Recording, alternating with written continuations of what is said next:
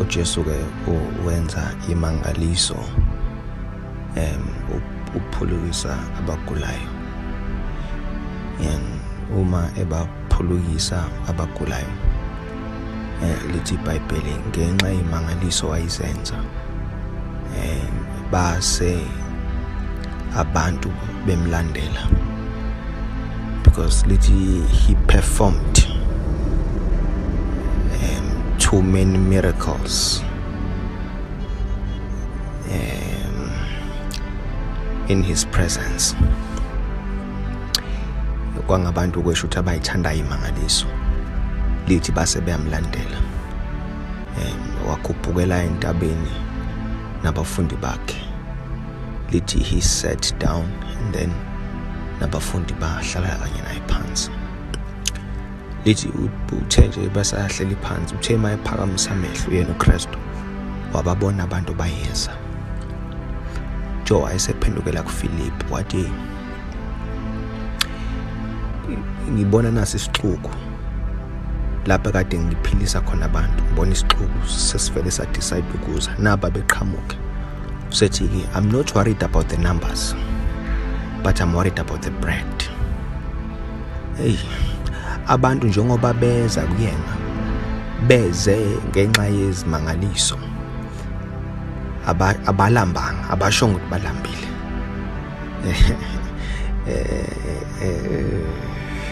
But simuza uKristu ukhuluma indaba yesisu, akakhuluma esimangaliso.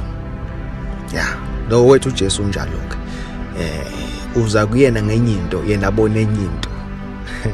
Angithi amgqolo wesifazane wayenomopho, wayengacabanga ukuthi amandla yawadinga, wayecabanga ukuthi yena udinga ukunqamukelwa igazi eliphumayo. Kodwa uJesu wabona ngale, what made into umphetho. Umphetho wahlola ukuthi noma igazi linqamukile but amandla ngoba lokho ephuma for 12 years igazi akasenawo. Ake siyeke leyo ke. So uma beza ke lithi iBhayibheli wathi kuFilipi baningi labantu kanti isinko sinaso sencane, singasithengaphi that will be enough for us to give them. Bese lithi ke wakusho lokhu emvivenya ngokuba wayekwazi azokwenza.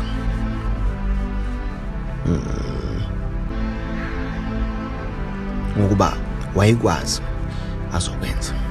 So ke one thing about our God, ngifuna ukisho lento ngoba ngifuna ukuthi ibe clear kuthina sonke. Uma uNkulunkulu ekufaka entweni, wena ungabona ngathi this is your ending. Yeah, kanti akusikhona ukuphela, uyakwazi azokwenza. Ukuthi uyabona uma evala u1 isibeletho, lithi wasivala isibeletho kanti uyakwazi yena azokwenza. Uma ekhipha abantwana baIsrael eGibhithe, bathi bese bekhala bekungcono eGibhithe noma behlupheka but ithuna belikude nathi, kanti ubakhiphe nje uyakwazi azokwenza. So ungabona ngathi wona kuyachafa, ungabona ngathi kuyaphela, ngizokuqinisekisa namhlanje. Yeah, ngizokuqinisekisa namhlanje uma kuvele kuThixo.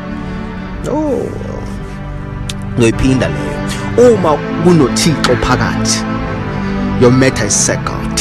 Uzosala lento engishenze ukuthi mina uma sekuqeda ukuvunguza sekwenzeke konke, bothi bakubheka